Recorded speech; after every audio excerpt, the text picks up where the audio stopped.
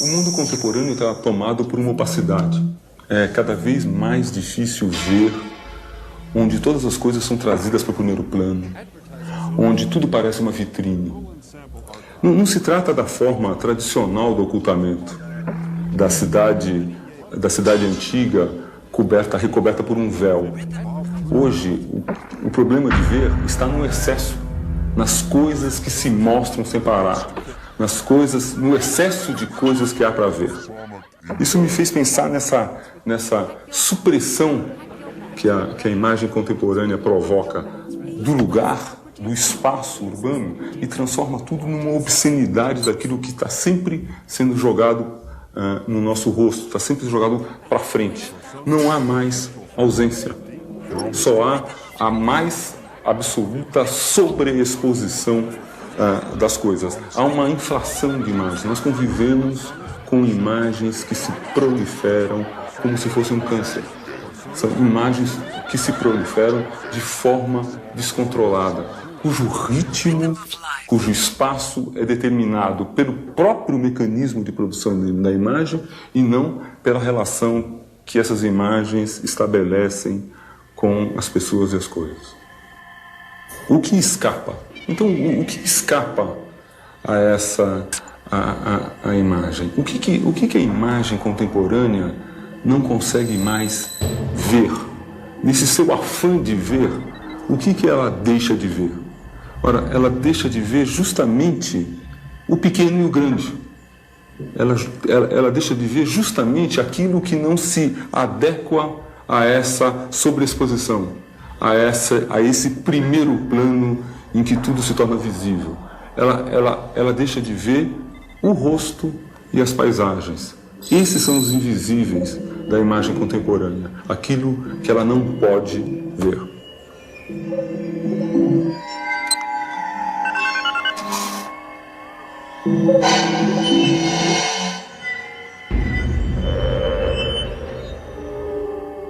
Breve história de um gesto. Um rapaz acompanha a moça até o portal de sua casa. Os últimos raios de sol iluminam as flores no jardim. Num determinado instante, ela se vira e levanta a mão num gesto de adeus. O movimento da mão tem a graça e a leveza de alguém que parece lançar balões coloridos ao ar. Uma imagem fugaz, um instante, um momento que os pintores e os cineastas têm que isolar no espaço e no tempo para poderem aprender. Um gesto tão momentâneo que o nosso olhar não seria capaz de reter. É possível hoje retratar um rosto? A fotografia contemporânea, quando ela procura mostrar às pessoas, ela não faz mais do que transformar o rosto em pose. Ao só fotografar as pessoas conhecidas, ela não passa de retratos da fama. Ela não passa de uma fabricação de clichês. É como se, no retrato contemporâneo, o rosto não nos olhasse mais. Daí a sua virtual desaparição. Daí a ausência cada vez maior do rosto na fotografia contemporânea. Retratado olhando a esmo, ou no cinema, a interdição do olhar frontal estabelecido pela ficção, tendo eliminado a beleza simples que o cinema mudo tinha com todos aqueles personagens que nos encaravam nos olhos. Walter Benjamin tem uma belíssima passagem sobre uma fotografia que retrata uma peixeira numa rua de Nova York. Nada ali denota uma predisposição à imagem. É como se ela nunca tivesse sido fotografada antes. É como se o seu olhar desarmado, acolhesse o olhar do fotógrafo e o retribuísse. Nada ali é signo de coisa alguma. Nada ali remete a um conhecimento histórico, nada ali remete a ideias políticas, nada ali remete senão a uma extraordinária presença. É como se ela estivesse ali, naquele instante preciso que a fotografia registrou como que para sempre. Essa mesma ideia, essa ideia de uma imagem sendo capaz de registrar uma presença, tomou o trabalho de Barthes. Barthes dizia que, dentre todas as imagens, a imagem que ele buscava era aquela dotada de um ar. Uma imagem que se diferenciasse das outras. Uma imagem que possuísse algo indizível, algo que não está registrado na sua superfície, algo que ela não imediatamente mostre, mas algo que a gente sinta. Esse seu ar, algo que faz com que, ao percorrer todos aqueles clichês, nos faça parar, nos faça exclamar: é ele, é essa pessoa aqui, é ela está aqui.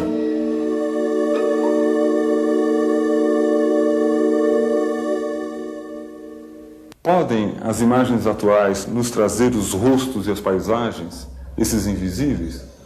Podem nos mostrar o vento soprando nas árvores?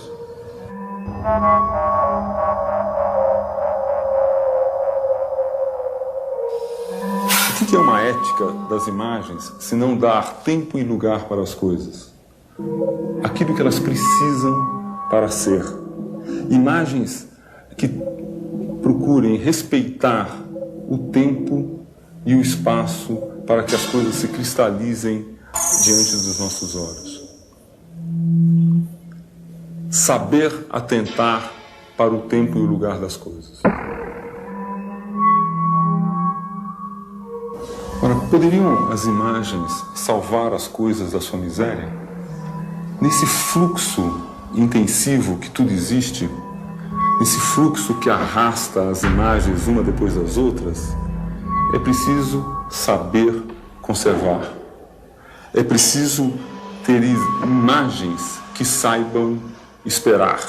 É preciso deixar as coisas se cristalizarem, restituir lentidão às imagens.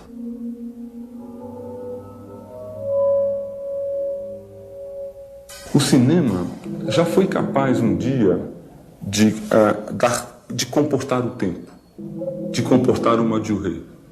O cinema possuiu os planos sequências. O cinema possuiu imagens em que as coisas aconteciam dentro dela. O cinema foi capaz de construir imagens que seguiam a sequência da vida, que se colavam ao tempo real e ao tempo da experiência das pessoas.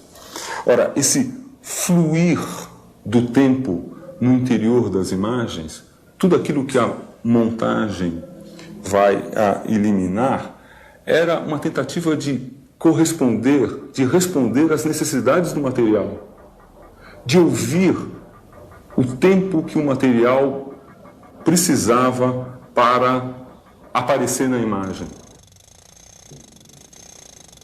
A fotografia também buscou esses momentos decisivos. Esse instante em que o fotógrafo, eu penso no Cartier-Bresson, em que o fotógrafo atravessa a rua e vê um bêbado se inclinando diante de um gatinho. As suas costas formam um ângulo perfeito com relação às escadas de incêndio dos prédios atrás. A sua cabeça parece compor como que um quadro com a figura do gatinho. Todo o conjunto, é como se todo o conjunto tivesse se articulado numa composição perfeita, num ajuste que só aquele instante foi capaz de reunir e que no momento seguinte as coisas se dispersariam. O fotógrafo está ali para captar aquele momento de iluminação, aquele instante de magia em que todas as coisas encontram sua ordem antes de se dissolverem na desordem do mundo.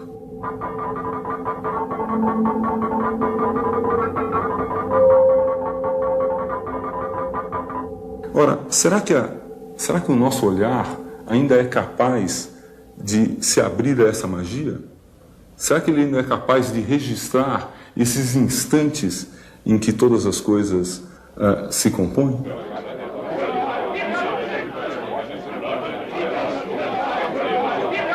O fotojornalismo é uma procura de imagens colada à ação. Ele vive do calor da hora. O correspondente de guerra é parecido com o repórter policial. Todos eles estão tomados pela necessidade das emoções brutas, do instante em que tudo se resolve, da violência, do tiro, da guerra. Ora, uma exposição recente reuniu vários fotógrafos em torno da seguinte questão: se o mundo tivesse em paz, o que é que você fotografaria? 99% das fotos mostravam rostos e paisagens. É como se o fotógrafo, se ele tivesse tempo,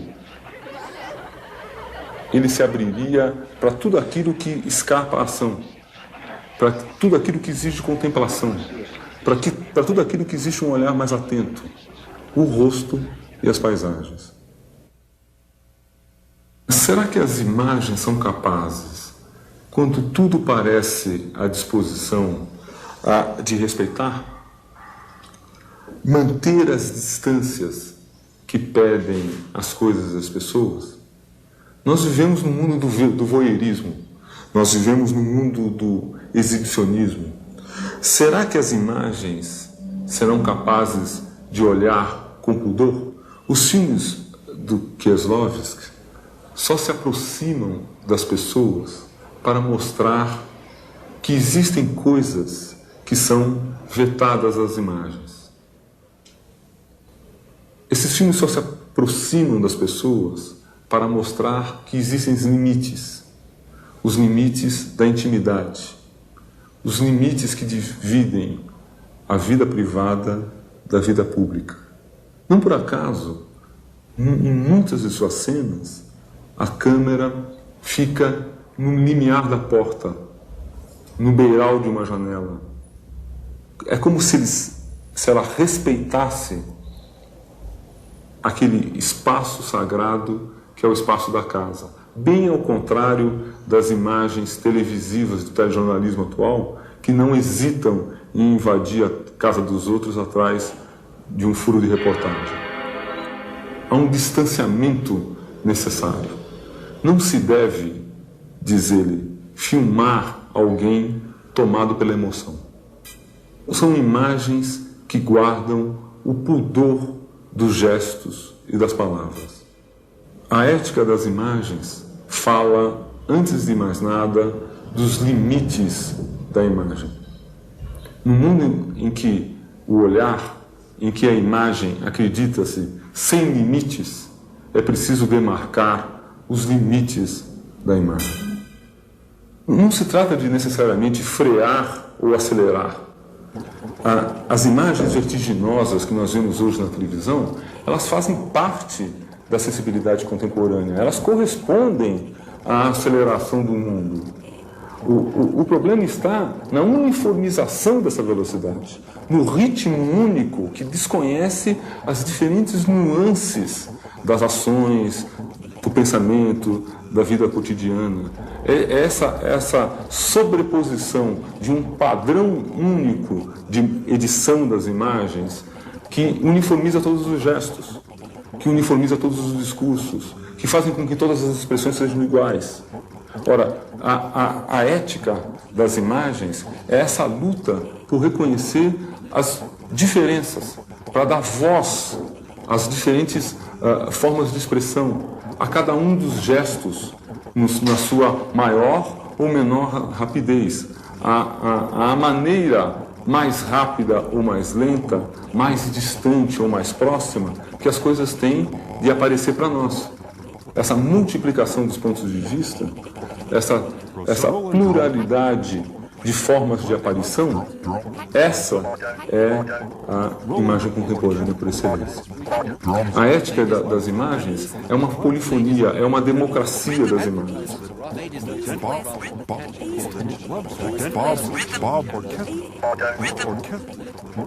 Cássio Vasconcelos trabalha de uma forma muito peculiar.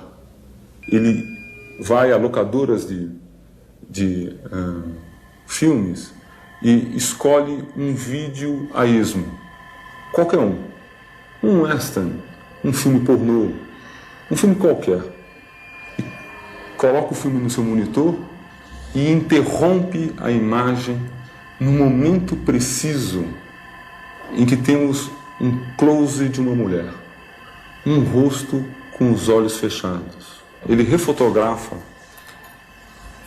essa imagem com uma Polaroid.